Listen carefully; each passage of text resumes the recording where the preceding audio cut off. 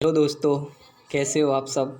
मैं हरिकिशन प्रजापति स्वागत करता हूं आपके अपने YouTube channel advance Hindi short hand classes में।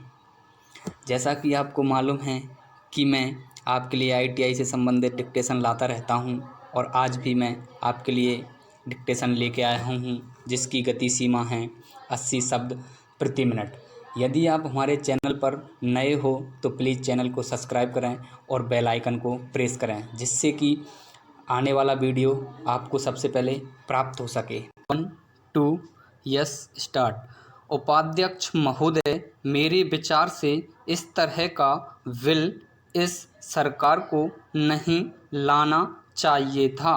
मैं यह भी कहना चाहता हूँ कि इस तरह का बिल, इस तरह का विधेयक इस सरकार को लाने का कोई अधिकार भी नहीं है। यहाँ जो बिल लाया गया है उससे सरकार को आय होगी। सरकार की तरफ से यह कहना भी बहुत आवश्यक है कि कितने लोगों पर यह टैक्स लगेगा। यह तो हो सकता है कि ठीक ठीक संख्या वे ना बता सकें, लेकिन कुछ संख्या तो इनको देनी ही चाहिए। वित्त मंत्री महोदय को इसके साथ साथ यह भी कहना चाहिए था कि इससे कितनी आय होगी, जो आय इस बिल से होगी वह किस मद में खर्च होगी। यह बात यदि वह कह देते तो उनका कुछ अधिकार इस बिल को लाने का हो सकता था। पैरा।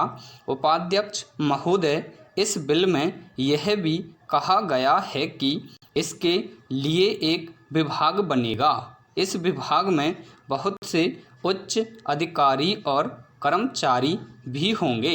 इस तरह से यह एक बहुत बड़ा विभाग बनेगा और जो धन लोगों से वसूल होगा वह सब इस विभाग पर ही खर्च किया जाएगा।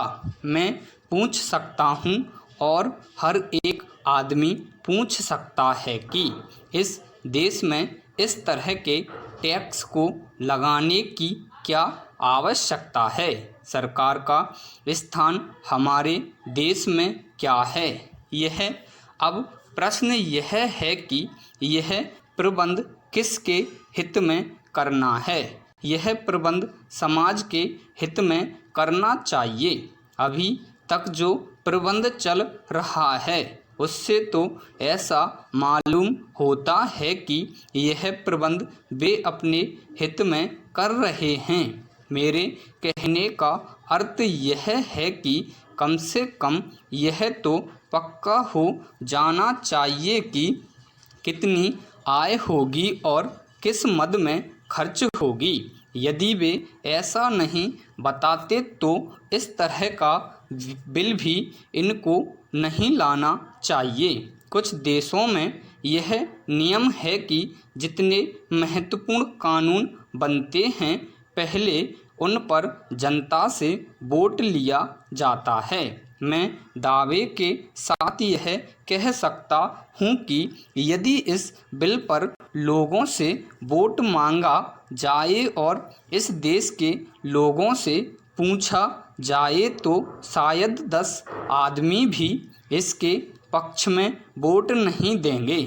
मेरा कहना है कि इसके लिए देश में प्रचार करने के बाद जैसी देश की राय हो वैसा देश के हित में काम किया जाए।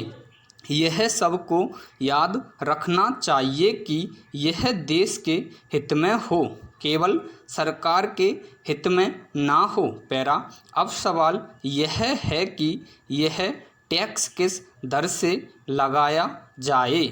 आपको यह बताना चाहिए कि किस दर से टैक्स लगेगा। आवश्यकता पड़ने पर तो देश को हर प्रकार का कष्ट उठाना पड़ता है और उठाना चाहिए। बिना आवश्यकता के कष्ट उठाना या देश को कष्ट देने का क्या अर्थ होता है। मुझे आशा है कि वित्त मंत्री जी इन सब बातों पर विशेष ध्यान देंगे और इस बिल पर फिर से विचार करेंगे।